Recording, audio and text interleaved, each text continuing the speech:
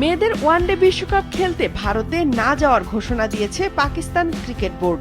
এবছরের সেপ্টেম্বরে শুরু হবে বিশ্বকাপের চূড়ান্ত পর্ব। দুদিন আগে বাছাই পর্বে অপরাজিত থেকে মূল পর্বে জায়গা করে নেয় পাকিস্তান নারী দল। গত ফেব্রুয়ারি মার্চে পাকিস্তানে চ্যাম্পিয়ন্স ট্রফি খেলতে যায়নি ভারত। দলটি খেলেছে নিরপেক্ষ ভেন্যু দুবাইয়ে। এ বিষয়টি উল্লেখ করে পিসিবি সভাপতি মহসিন নকভি বলেন, সে সময় দেওয়া শর্ত অনুযায়ী ভারতে আইসিসি ইভেন্ট খেলতে যাবে না পাকিস্তান, তাদের ম্যাচও হতে হবে নিরপেক্ষ ভেন্যুতে। এ নিয়ে 2027 সাল পর্যন্ত একটি চুক্তিও রয়েছে, সেটি মেনে নিরপেক্ষ ভেন্যুর দাবি জানিয়েছে পিসিবি সভাপতি। যেভাবে চুক্তিতে আছে সেভাবেই হবে। চ্যাম্পিয়ন্স ট্রফি খেলতে পাকিস্তানে আসেনি ভারত, তাদের খেলা নিরপেক্ষ ভেন্যুতে হয়েছিল। আমরাও তাই নিরপেক্ষ ভেন্যুতে খেলার দাবিদার। নিরপেক্ষ ভেন্যুটি কোথায় হবে সেটি ভারতই ঠিক করবে। এ নিয়ে যেহেতু একটি চুক্তি আছে, সেটা মানতেই হবে। এদিকে টানা দ্বিতীয়বারের মতো ওয়ানডে বিশ্বকাপে খেলার যোগ্যতা অর্জন করেছে বাংলাদেশের মেয়েরা। বাছাই পর্বে নিজেদের প্রথম ম্যাচে থাইল্যান্ডের বিপক্ষে রেকর্ড জয়টাই বলা যায় এই অর্জনে বড় ভূমিকা পালন করে।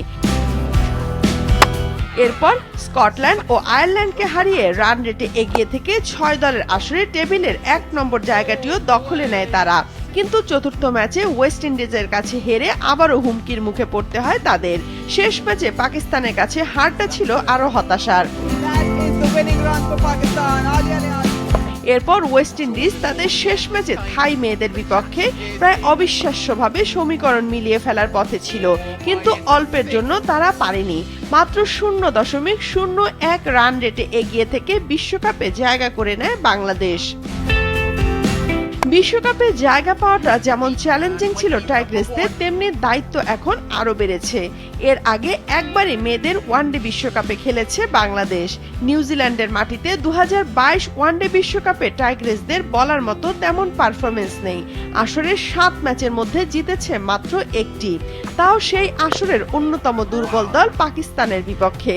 ওই একটি ম্যাচ ছাড়া বাকি 6টিতেই বাংলাদেশ রান করেছে 200-র নিচে, এর মধ্যে আবার 5টিতে 150-র নিচে। প্রতিটি ম্যাচে হারের ব্যবধানও অনেক বড়। সেপ্টেম্বর অক্টোবরে ভারতে বসবে মেয়েদের ওয়ানডে বিশ্বকাপের 13তম আসর। আসর শুরু হবে 29 সেপ্টেম্বর আর 26 অক্টোবর হবে ফাইনাল। আইসিসি এখনো আসরের পূর্ণাঙ্গ সূচি ঘোষণা করেনি। 8 দলের টুর্নামেন্টটি হবে রাউন্ড রবিন লিগ পদ্ধতিতে। প্রতিটি দল একে অপরের মুখোমুখি হওয়ার পর সেরা 4 দল উঠবে সেমিফাইনালে। বিশ্বকাপে অংশ নিতে যাওয়া দলগুলো হলো স্বাগতিক ভারত, অস্ট্রেলিয়া, নিউজিল্যান্ড, ইংল্যান্ড, দক্ষিণ আফ্রিকা, শ্রীলঙ্কা, পাকিস্তান ও বাংলাদেশ। বিশ্বকাপ শুরু হতে এখনো বাকি 5 মাস।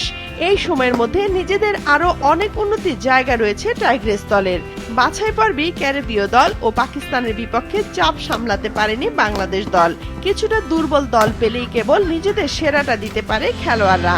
আর প্রতিটি ম্যাচে বাজে ফিল্ডিং ভুগিয়েছে দলকে।